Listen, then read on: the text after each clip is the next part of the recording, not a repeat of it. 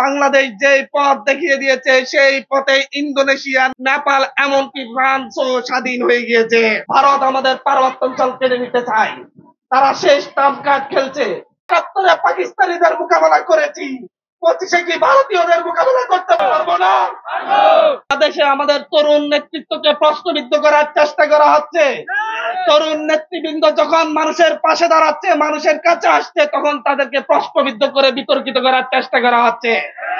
কিন্তু মনে রাখবেন, বাংলাদেশ যে পথ দেখিয়ে দিয়েছে সেই পথে ইন্দোনেশিয়া, নেপাল, এমনকি ফ্রান্সও স্বাধীন হয়ে গিয়েছে। ইন্দোনেশিয়ায় প্রধানমন্ত্রী হয়েছে বয়স মাত্র ৩৫। ইন্দোনেশিয়ায় প্রধানমন্ত্রী হয়েছে বয়স কত? বয়স কত? বাংলাদেশেও হবে ইনশাল্লাহ। বাংলাদেশেও ৩৫ বয়সে প্রধানমন্ত্রী হবে ইনশাল্লাহ। নেপালের গণ অভ্যুত্থানের পরে নেপালের সেই গণ অভ্যুত্থানের জেনজি ছাত্র নেতা সে নিজেকে রাষ্ট্রপতি হিসেবে নির্বাচনের ঘোষণা দিয়েছে। বাংলাদেশে এত ছোট করে দেখেন না। বারাক ওবামা ৩৫ বছর বয়সে আমেরিকার রাষ্ট্রপতি নির্বাচিত হয়েছিল না? আমেরিকা পিছিয়ে আছে, বাংলাদেশ আগাইয়ে আছে আমেরিকার চাইতে।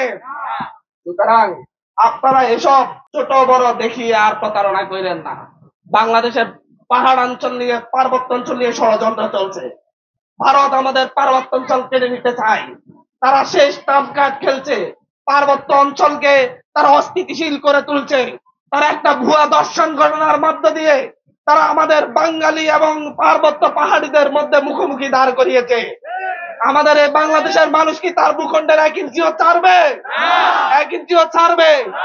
ভারতকে জবাব দেওয়া হবে এবং বাংলাদেশ সরকার এই জবাব দিতে হবে।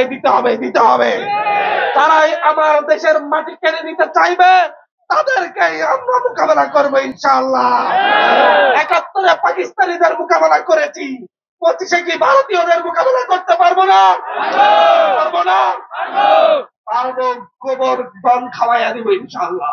এই মাটিতে জন্ম নিয়েছি, এই মাটির প্রতি ভালোবাসা আমার চাইতে আর কারো বেশি নাই।